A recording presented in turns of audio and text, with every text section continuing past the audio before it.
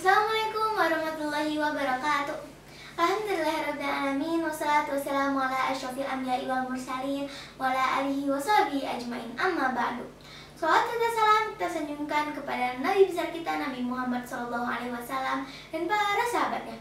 Semoga kita selalu diberi keberkahan dalam segala hal oleh Allah Subhanahu wa Ta'ala. Amin ya rabbal alamin. Bapak, Ibu guru dan teman-teman yang saya hormati, cintai dan tentunya dirahmati Allah. Perkenalkan, nama saya Afifah dari kelas 4 Haibar SD Rabani.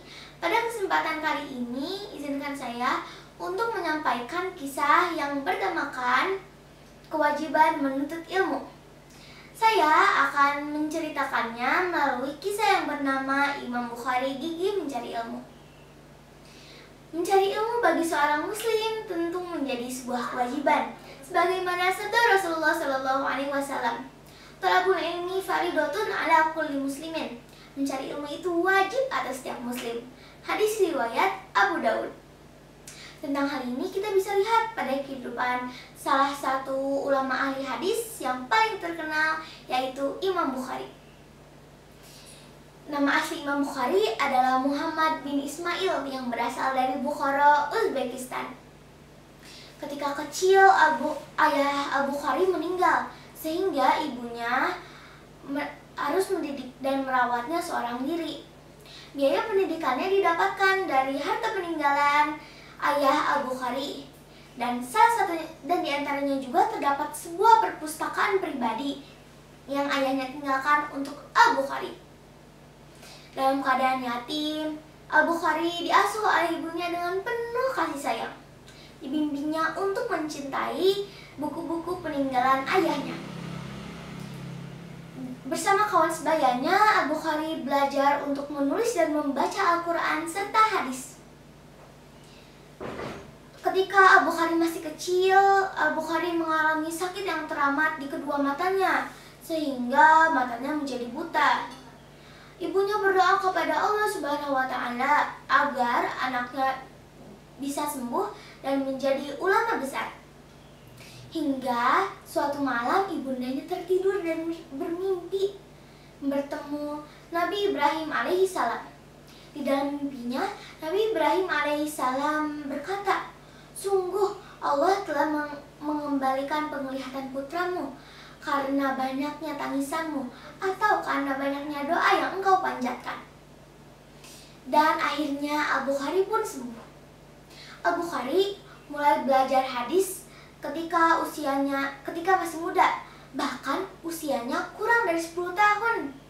Namun, ketajaman ingatan dan hafalan Al-Bukhari melebihi anak-anak seusianya.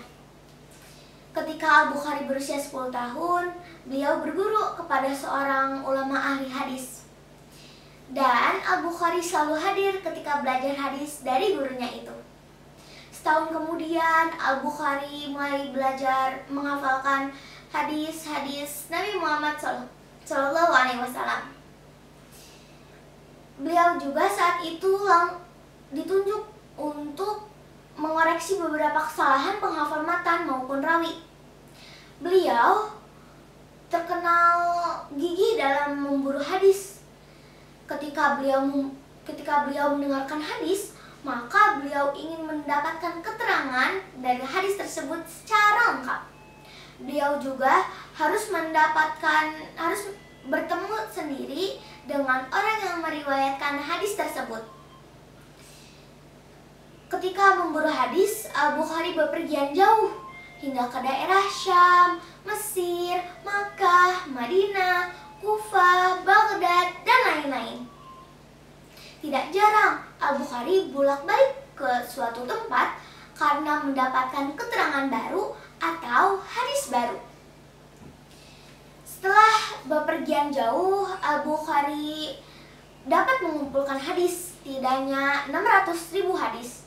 Dari angka tersebut, 300.000 hadis diantaranya dihafal. Dan hadis-hadis yang dihafal tersebut terdiri dari 200.000 hadis yang tidak sahih dan 100.000 hadis yang sahih. Dan hasil kerja keras beliau masih bisa kita rasakan sampai saat ini. Semoga pahala beliau masih terus mengalir.